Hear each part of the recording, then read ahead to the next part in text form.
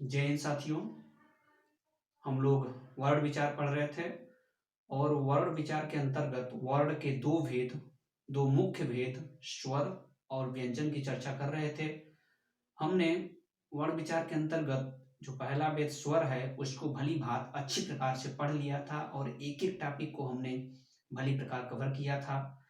और हम उसके दूसरे भेद व्यंजन को पढ़ रहे हैं और व्यंजन के अंतर्गत हमने उसकी परिभाषा को देखा था तथा हम व्यंजन के वर्गीकरण को देख रहे थे। और वर्गीकरण के अंतर्गत हमने जो उच्चारण स्थान के आधार पर उसके वर्गीकरण को देख लिया था। अब अगला वर्गीकरण जो है वह प्राणत्व के आधार पर, प्राणत्व या श्वास की मात्रा के आधार पर व्यंजन का वर्गीकरण। तो आइए देखते हैं कि प्राणत्व और श्वास की मात्रा के आधार पर व्यंजन के वर्गीकरण। तो प्राण और श्वास की मात्रा के आधार पर व्यंजन का वर्गीकरण जो है वह दो भागों में है। पहला क्या है? अल्प प्राण और दूसरा है महाप्राण। अब अल्प प्राण क्या है और महाप्राण क्या है इसके बारे में देखते हैं। तो वे ध्वनियां जिनके उच्चारण में श्वास की मात्रा कम लगती है वह अल्प प्राण है। यानी अल्प प्राण क्या है अगर प्रश्न आ जाए तो वे ध्वनियां जिनके उच्चारण में श्वास की मात्रा कम लगती है वह क्या होते हैं? अल्प प्राण होते हैं। आगे देखेंगे कि अब अल्प प्राण में व्यंजन कितने होते हैं। तो अल्प प्राण में वर्ग का पहला, तीसरा, पांचवा व्यंजन जो होता है वह अल्प प्राण होता है तथा अंत्यस्थ व्यंजन य, र, ल, व जो होते हैं वो सभी क्या होते हैं? अल्प प्राण होते हैं। इस प्रकार व्यंजनों की संख्या 15 जो है, ये 15 व्यंजन हो जाएंगे तथा 4 अंत्यस्थ व्यंजन, कुल मिलाकर के कितने हो जाएंगे? 19। यानी अल्प प्राण में व्यंजनों की संख्या पूछे तो 19 हो जाएगा। लेकिन यह एग्जाम में इस तरह से क्वेश्चन नहीं आता है कि व्यंजनों की संख्या कितनी है, लेकिन आगे आने वाले एग्जाम में यह पूछ सकता है, इस प्रकार के प्रश्न जो है पूछ सकता है। तो हमने देखा कि अल्प प्राण में व्यंजनों की संख्या जो है वह 19 है। यानी वर्ग का पहला, तीसरा, पांचवा व्यंजन तथा 4 अंत्यस्थ व्यंजन, कुल मिलाकर के 15 4 19 हो जाएंगे। अब आप सोच रहे हैं कि ये 15 कौन है, तो अभी इनको हम आगे बताएंगे, तब तक अभी देख लेते हैं। फिर अगर हम ध्वनियों की बात करें तो अल्प प्राण में 19 तो हमारे व्यंजन हो जाएंगे और एक अनुस्वार हो जाएगा, 19 से 20 हो जाएंगे और प्लस 11 स्वर हो जाएंगे। स्वर कितने हैं? सभी स्वर अर्थात 11 स्वर। तो 19 से 20 और 11 मिलाकर के कुल 31 ध्वनियां। कितनी ध्वनियां हो जाएंगी? 31 ध्वनियां। यदि हम अल्प प्राण में देखें तो व्यंजन कितने हैं? व्यंजन की बात हो रही है तो व्यंजन कुल 19 है और ध्वनियां पूछे तो ध्वनियां कुल 31 हैं, जिनमें 19 व्यंजन, एक अनुस्वार और सभी स्वर। हमने स्वरों की परिभाषा में भी देखा था, स्वरों के कुछ विशेष तत्वों में हमने देखा था कि सभी स्वर क्या होते हैं? वह अल्प प्राण होते हैं और सघोष होते हैं। यह 2019 टीजीटी परीक्षा में भी पूछा था प्रश्न कि सभी स्वर होते हैं, तो सभी स्वर अल्प प्राण और घोष या सघोष होते हैं। ठीक है, समझ में आ गया। फिर आके देखते हैं दूसरा भेद। दूसरा भेद है महाप्राण। महाप्राण क्या है कि वे ध्वनियां जिनके उच्चारण में श्वास की ज्यादा मात्रा लगती है उसे महाप्राण कहते हैं। कि वे ध्वनियां जिनके उच्चारण में श्वास की ज्यादा मात्रा लगती है उसे महाप्राण कहते हैं। अब महाप्राण के अंतर्गत कुल कितने व्यंजन हैं? तो महाप्राण में व्यंजनों की बात करें तो वर्ग का दूसरा और चौथा जो व्यंजन होते हैं प्लस इसमें उष्म व्यंजन जो होते हैं श, श, श और ह, ए यानी 10 ए और 4 ए मिलाकर के कुल 14 व्यंजन होते हैं। और हम ध्वनियों की बात करें तो ध्वनियां हो जाएंगी इसमें 14 तो व्यंजन हो गए हमारे, प्लस एक विसर्ग होता है। अल्प प्राण में क्या होता है कि अनुस्वार होता है। यानी यदि पूछे कि अनुस्वार क्या है तो वह अल्प प्राण है और विसर्ग पूछे तो वह विसर्ग क्या है? महाप्राण है। तो 14 ध्वनियां, 14 व्यंजन हो गए और एक विसर्ग मिलाकर के कुल 15 ध्वनियां हो गई। तो इस प्रकार हमने महाप्राण में देखा कि यदि महाप्राण में व्यंजनों की बात करें तो व्यंजन कितने हैं? 14 हैं और ध्वनियां पूछे तो ध्वनियां जो है वह 15 हो जाएंगी। तो हम देखते हैं कि ये वर्ग क्या है। तो वर्ग ये होता है, देखिए क्या होता है कि क, ख, ग, घ, अंग, यानी क वर्ग में 5 व्यंजन आते हैं। फिर उसी तरह से है च, छ, ज, झ, ञ। फिर होता है ट, ठ, ड, ढ, अ। फिर होता है हमारा त, थ, द, ध, म।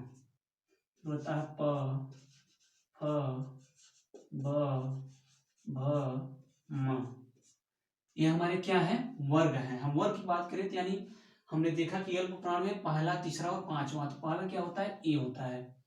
ये क्या है, पहला वर्ग है, यह तीसरा वर्ग है, और ये क्या है, यह पांचवा वर्ग है। यानी पहला, तीसरा, पांचवा।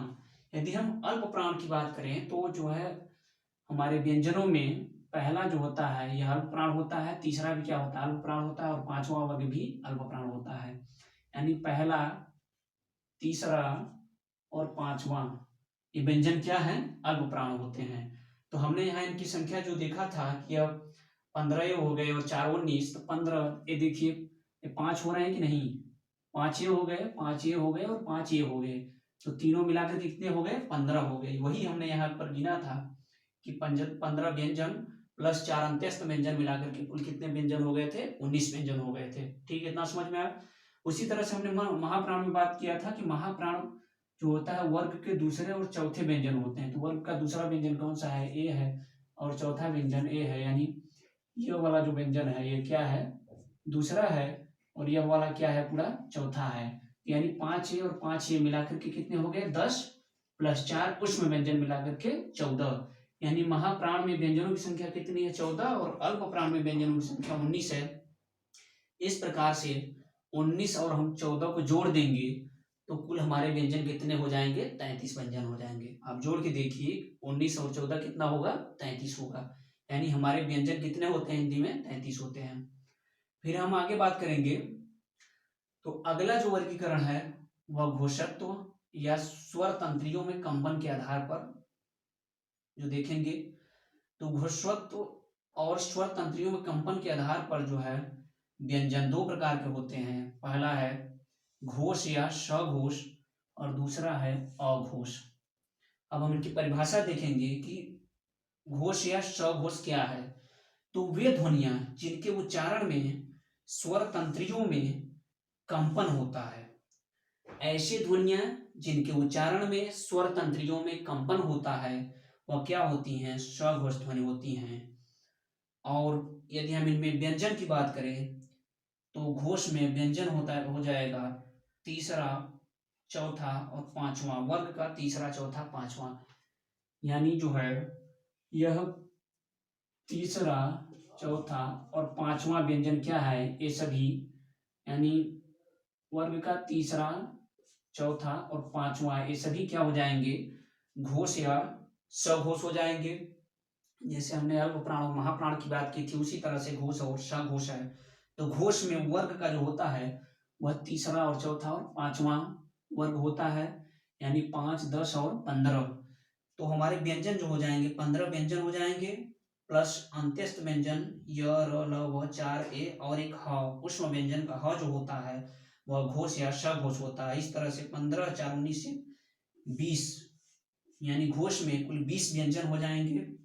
हम ध्वनियों की बात करें तो 20 व्यंजन प्लस अनुस्वार और विसर्ग प्लस सभी स्वर, यानी 20 ए और 11 ए, 31 और 2 ए मिला करके कुल कितने हो जाएंगे, 33 ध्वनियां हो जाएंगी। यानी हम घोष या सघोष में व्यंजन की बात करें तो व्यंजन हमारे पूरे कितने हैं, 20 हैं। और ध्वनियों की बात करें तो ध्वनियां कितनी हैं, 33 हैं। ध्वनियों में 20 व्यंजन, 2 अनुस्वार और विसर्ग और 11 स्वर मिलाकर के ध्वनियां कितनी हैं, 33 ध्वनियां। हमने देखा था, हमने बताया था आपसे कि स्वर जो होता है, स्वर पूछे तो सभी स्वर अल्प प्राण और सघोष या घोष होते हैं। यह हमको ध्यान रखना है, यह बहुत ही महत्वपूर्ण है। हम आगे बात करेंगे दूसरा प्रकार जो है वह सघोष, अघोष की। तो अघोष की परिभाषा है कि वे ध्वनियां जिनके उच्चारण में स्वर तंत्रियों में कंपन नहीं होता है वह अघोष होती हैं। कि ऐसी ध्वनियां जिनके उच्चारण में स्वर तंत्रियों में कंपन नहीं होता है, यानी हम जिन ध्वनियों का उच्चारण करेंगे हमारे स्वर तंत्रियों में कंपन नहीं होगा, वे क्या होती हैं?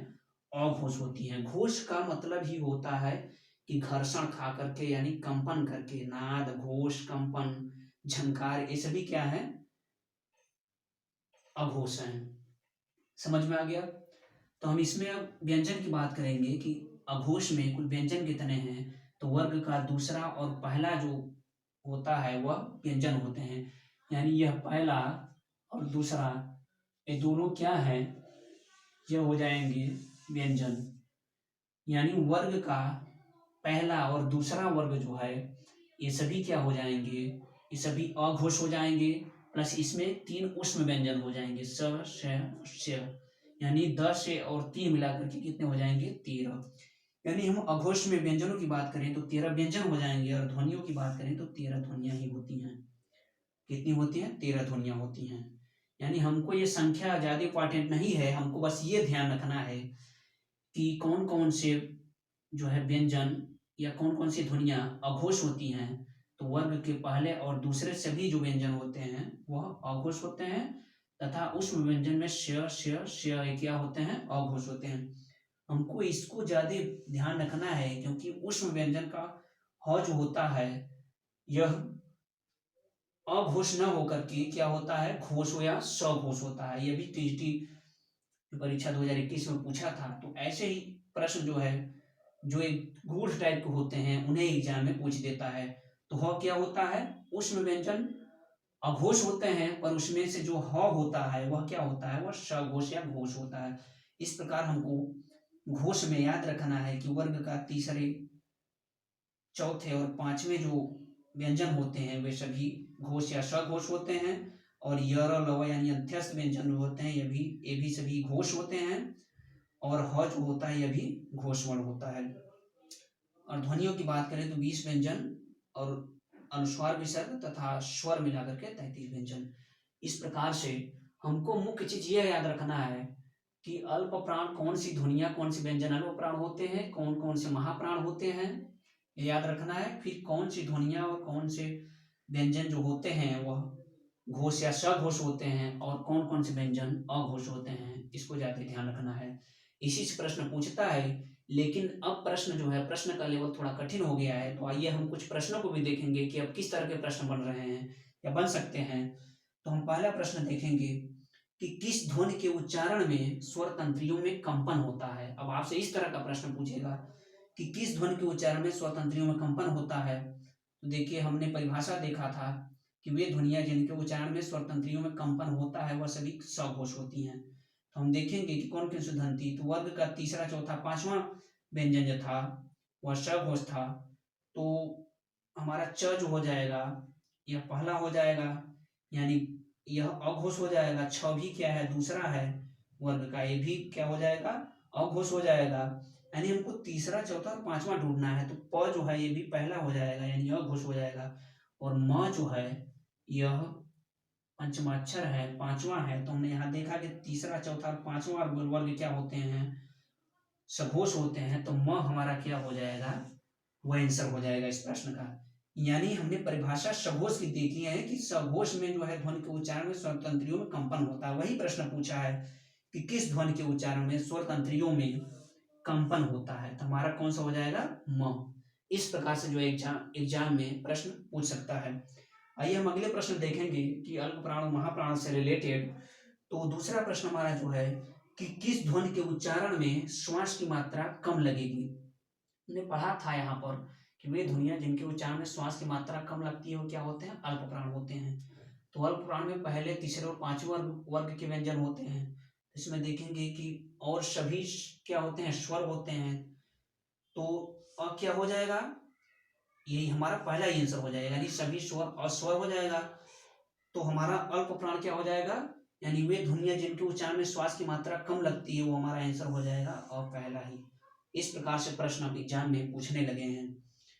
तो मुझे आशा है कि आज की यह वीडियो आप लोगों के लिए बहुत ही केयरफुल रही होगी। दोस्तों, आप लोग इस तरह की रोजाना वीडियो पाने के लिए आप मेरे चैनल को सब्सक्राइब करिएगा। यदि वीडियो अच्छा लगेगा तभी सब्सक्राइब करिएगा, और इन सभी चीज़ों को आप नोट करते चलिएगा, क्योंकि ये सभी चीज़ें हर जगह सभी क्लास में आपको नहीं मिल पाएंगी। यह जो है, यह एग्जाम की दृष्टि से बहुत ही महत्वपूर्ण है। और मैं जो वर्ण विचार पढ़ा रहा हूँ, इसमें स्वर और व्यंजन से रिलेटेड जितने भी प्रश्न बन सकते हैं वे सभी मैं आप लोगों को बताऊंगा, और एक एक चीज़ मैं कवर करवाऊंगा। तो आज के लिए बस इतना ही। तब तक के लिए धन्यवाद। जय हिंद।